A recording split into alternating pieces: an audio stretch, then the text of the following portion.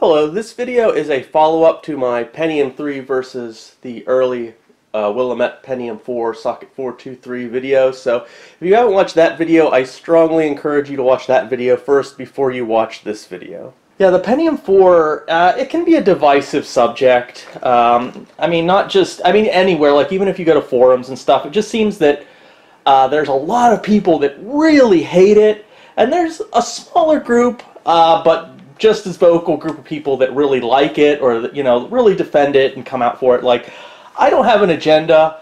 I'm not. I hate it. It seems like a cop-out to be like, oh, well, I'm indifferent, but I really am indifferent with the Pentium IV.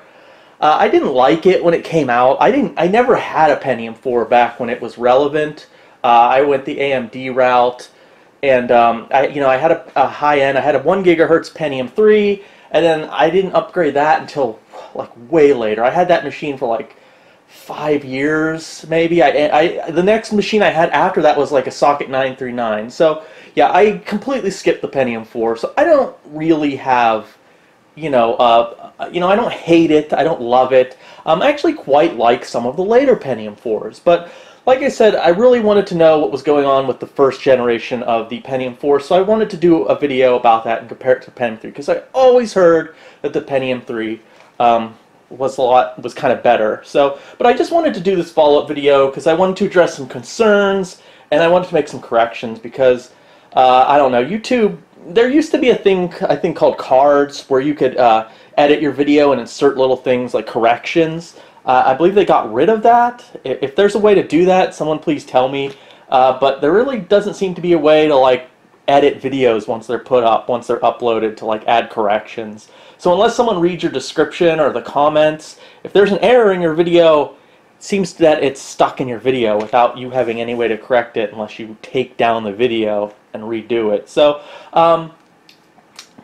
one correction I wanted to make first off is, I believe in my video on the Pentium IV, I said the Pentium IV boards, the early Pentium IV boards, were the only boards that used RDRAM.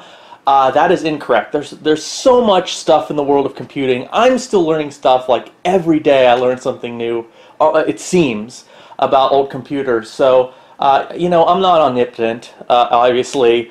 There were apparently some late Pentium III boards that did use RDRAM. A lot of them seem to be like servers or workstations. So that's just the correction I wanted to make there. There are some Pentium III boards with RDRAM. The next thing I wanted to point out is this actually isn't 100% year 2000. The drivers, the video drivers I used, I can't think of the number right now. It's like 43 or 45 version. Point something. They're actually from, I believe, like 2002. So the reason I did that is I added drivers from 2000, and it was giving me issues with DirectX for some reason. It was really annoying, and I just decided to be like, I just kept getting errors like DirectX not found. I don't know why, and I just didn't want to play with it, so I just used drivers from a little bit later. And it got rid of all the issues. So in that sense, it wasn't strictly year 2000, but I don't think it really made that much of a difference. Now, about the video, the thing that mostly came up is a lot of the tests, people were maybe comparing them with other Pentium IVs, and my results seem pretty low. And I want to explain this because it's something I do, and it kind of bites me in the butt sometimes, and part of it's my fault because I don't explain things well enough. I wanted to state that the purpose of that video on the early Pentium IV, it was just about the early Pentium IV. It was just about the Willamette Pentium IVs. Someone in my comments told me how to pronounce that, but like I said, I'm terrible with that, and I don't. So we'll just Willamette, whatever. Those early Pentium IVs, and specifically the 1.5 gigahertz model, it wasn't about the later ones at all. And it wasn't even about that, or the early ones operating in the year 2003 or 4. It was just about Willamette Pentium operating in very late 2000 and 2001. That's it. So something that didn't take into consideration was SSE2 instructions which were introduced in the Pentium 4 that were not present in the Pentium 3. Now obviously early software did not take advantage of that. They weren't optimized for the Pentium 4, so early software is not going to run that well on the Pentium 4, or not as well as it should run. So obviously if we run later games that do take advantage of the Pentium 4 and the new instruction sets and they're optimized for it, they're going to run better. I should have mentioned that in the video about that the instruction set. So later games would be more optimized for the Pentium 4, and that's part of the reason, you know, some of those early games didn't do as well, or maybe they did run better on the Pentium 3, but the world of PC doesn't operate in a vacuum, and like I said, I was looking at the whole package in the year 2000, 2001. So software didn't take advantage of it. The next thing I kind of tend to do in my videos is I'll take a machine that I make for, like I said, this is the year, I wanted this to be super high-end for like 2000, early 2001. Now obviously it will run games from that time just fine. But what I do tend to do is I stress those systems. I run them in resolutions that are maybe higher than people gamed at in the time. And I think people see that and they don't really match up to their memories. And they're like, whoa, no, that doesn't make sense. My machine played it way better than that. But you, like myself, were probably playing them at much lower resolutions, which would be the norm at the time. Let's say 800 by 600 for 2000. Now, as I stated in my video and the blog, I was running this at 1024 by 768, pretty much all the tests, because I thought that was fairly stressing. And at the time, if we were playing a game in that resolution and it was running a little slow, we'd just bump it down and then it would run fine. But like I said, a lot of those tests, it did seem like this machine was really struggling because the resolution was higher than what we probably would be playing at the time. And I've done that before in my videos. I remember like a 386 video, I was playing it at like higher resolution, and someone said, no, there's no way that machine should easily play that game, but you got to take into consideration I am running them at stressful resolutions. In the future I probably should do both maybe, but I just find it interesting to stress the machine. So maybe I should try to state that better in the future. So what we're going to do now, we're going to take a look at some more footage that I did to show you that this can play stuff. Maybe that video put it in a bad light. I'm not going back on things I said, but I just want to show you what things like lowering resolutions or putting components in this machine that are not strictly, error correct. I'll give you one good example of the resolution issue, and that was Grand Theft Auto 3. Now in the video it was kind of struggling. I showed a clip of this machine playing that game, and it was hitting 20, 21 frames per second. I was playing that at a kind of a stressful resolution. Default settings, and it wasn't 1024 by 768, it might have even been a little higher than that. Now I didn't take any footage, but all I had to do was bump that res down to like 600 by 800, and we had a smooth 30 frames per second. I believe that game has a level, like a frame cap on it at 30 frames per second, and that's what I was hitting. I was hitting 30, 31, sometimes when things were really going out, it dipped to like 29, 28 maybe. But yeah, you gotta take that into consideration, that I was running that in a higher res than maybe a lot of people were using. So let's take a look at some footage now from a couple situations. Alright, so here's an example of a game running surprisingly well on the 1.5 gigahertz Willamette machine, and this is Far Cry. Now I'm running it at 800 by 600 and 32-bit color and just medium settings across the board. Now remember, this is with the period correct GeForce 2 Ultra. Powerful card in its day, but some later games seem to struggle with it a bit, like Halo, but here it's running just fine. I mean, going through the jungle, I mean, here we've got 25, 24 frames per second. I mean, it's not the best, but we got a lot of action going on. A lot of stuff going on in the jungle. We're hitting highs as high as 60 here. And playing the game, it never really felt, really sluggish or horrible. It felt like a decent experience. Now, if you'll notice right up here, there's a weird graphical glitch going on with a wall. That's probably a driver issue. It's not, the CPU or anything. It's just, I think that's just a weird driver issue. You could probably sort that out, experimenting with different drivers. But yeah, this game played just fine, and this would be a very reasonable setting for the time period. So I did even try this game at a little bit higher resolution, 1024 by 768 with 32-bit color, and it was playable there, surprisingly playable. Not as good as here. Now, just looking up the sky, I was just hitting over 100 FPS. But yeah, even at that higher resolution, it was sort of playable. I wasn't getting as good of a frame rate, but it wasn't completely unplayable. So, I don't know, maybe Far Cry is a little bit better optimized game. I think it came out maybe 2003, give or take a year. But yeah, it runs just fine on this machine at reasonable settings. Here's a little bit more of Far Cry. Now this is in more of like an indoor setting with corridors and stuff, and frame rate wasn't really all that different that I was noticing than how it was performing in the jungles outdoors. Maybe even it was a little bit lower overall, but it's still playable. Generally it was over 30 frames per second. You know, it dipped down into the 20s when there was action going on, but it didn't really impede gameplay. So yeah, this game overall, from what I played, is completely playable at 800 by 600 32-bit color and medium settings. Plays fine. Alright, so here's Halo running, and it's running at 640 by 480 32-bit color, and everything's set to max, shadows on, textures on high.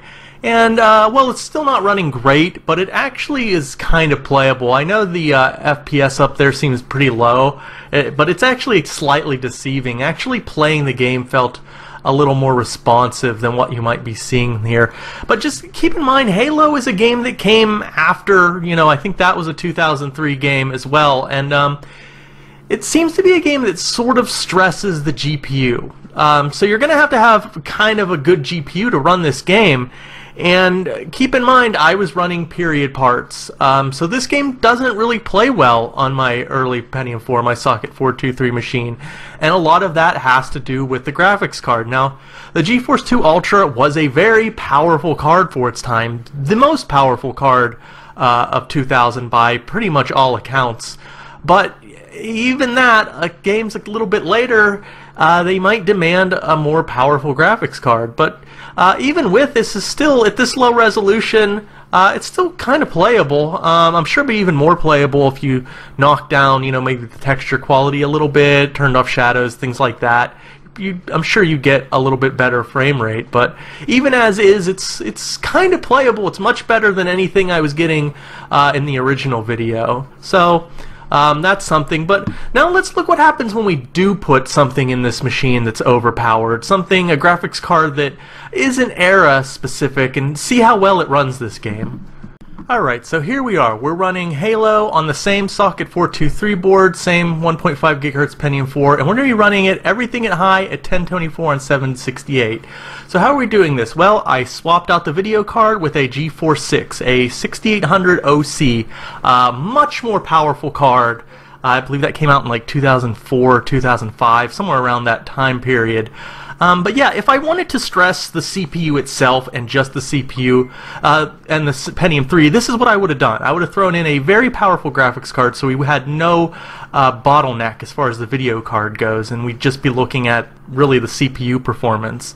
But that's not what I wanted to do. That wasn't the point of the video. I wanted to look at the whole package, the package of a whole, including all the parts. Now, as we see here, there's parts where the machine still struggles, but it is a completely playable experience with this video card swap here.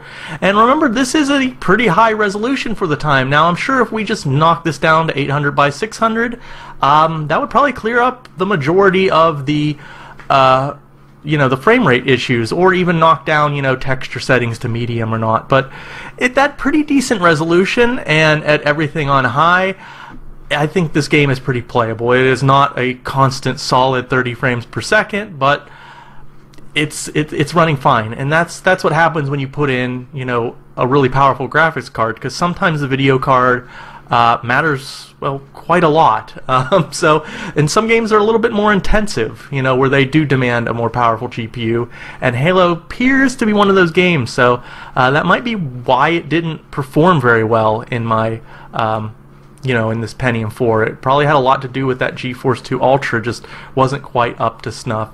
You also notice some stuttering here. That seems to be at like saves, at checkpoints. I think that has to do with the hard drive. It's not an SSD or anything. It is a pretty old hard drive from the time. So I believe that's what the issue is with when it's stopping there. But yeah, I mean, look, we're even getting some times where it's like, you know, 40, 50 even. Especially when stuff isn't going on. So yeah, it's quite a playable experience. Now, if there's anyone out there that wants to do this video, that wants to do a comparison, the Pentium 4 versus the Pentium 3, you know, please, you know, go at it. This is what I would suggest doing, is just doing all the tests with a really powerful graphics card, so you don't have a bottleneck as far as video cards go. But yeah, gameplay is just fine if you throw in an overpowered video card. Okay, so any final thoughts changing on this machine after taking a look back at it? Well, I do realize that maybe my initial video, Pentium 4 versus Pentium 3, did put this machine in a bad light because I did run the tests at a higher resolution. But I also ran tests on the Pentium 3 at a higher resolution. And it just, in most of those tests, it just came out a little bit better for those early games. You know, those games, the couple I did from the 90s and around the 2000 era. Now again, some of them were basically a tie, like Comanche 4, and Expendables was a little bit... The Pentium 3 did like... the Pentium 4 actually did a little bit better. So there were tests where the Pentium 4 did come out on top. But remember, this was a extremely early Pentium 4 build here. This is just the 1.5 gigahertz model, and this was from, like, you know, very late 2000 and early 2001 with the video card and all the other components. So like I said earlier in this video, yes, performance with these Pentium 4s improved later on when we started getting games and software that was optimized for the Pentium 4 that took advantage of that SSE2. But early on, it wasn't very good. I mean, even if you look at other tests from the time, you'll see a lot where it will say, you know, struggled. It struggled to keep up with the Pentium 3, or struggled to beat the Pentium 3. Now, I'm sure they're running different games. You'll get results with different games, different benchmarks. From the tests I did, it just seemed that the Pentium 3 came out a little bit ahead. Now, like I said, as time moved on a little bit, you would have seen that change with software being more optimized for this machine. But that's not what this video was about at all. It was about those very early days with this thing. And looking back as a retro gamer, yeah, I'd still definitely go with the Pentium 3 or a later Pentium 4 or an AMD, looking back from 2018 as a retro gamer. But if you did have this, you know, games at the time, if it didn't run well, you could lower the resolution. Like I said, it seems to run most things at 800 by 600 just fine on medium settings and even a little bit higher. So it wasn't like if you bought this thing in 2000 or 2001, you were out of luck. You could play the games of the time. Another thing to note is there was I believe it was a class action lawsuit. It wasn't even that long ago, and I don't recall, I believe Intel lost or they paid out on it, but yeah, there was a controversy about Intel smudging or fixing benchmark results to make the Pentium 4 look better.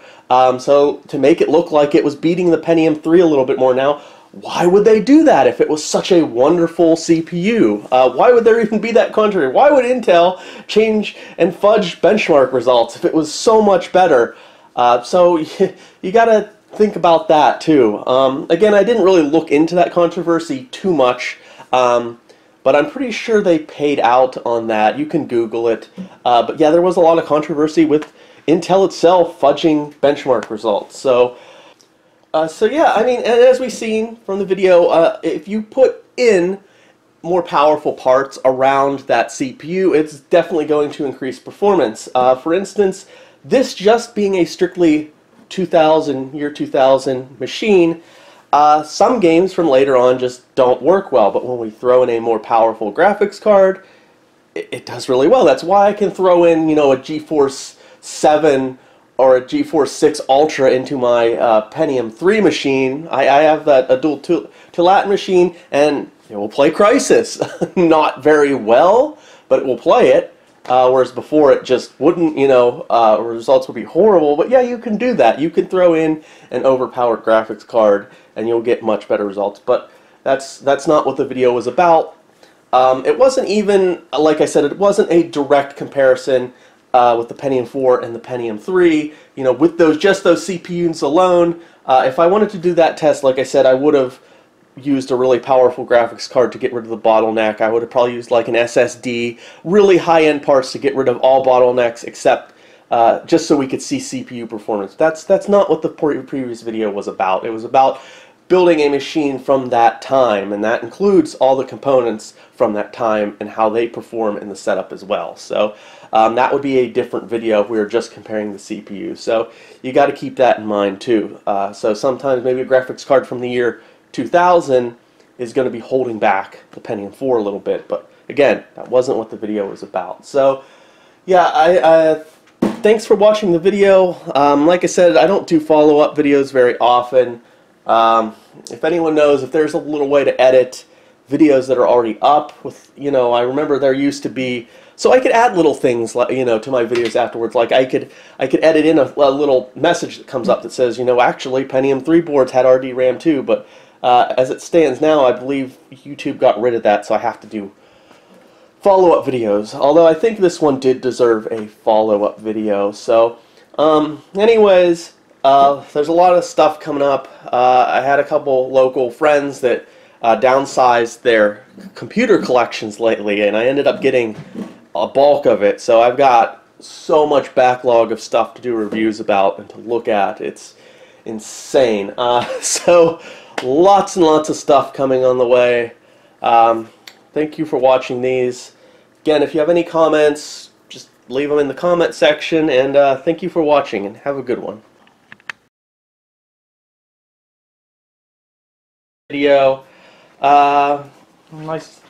It's a little distracting, but I need to keep it level because, oh, jeez. Hey! Do that somewhere else.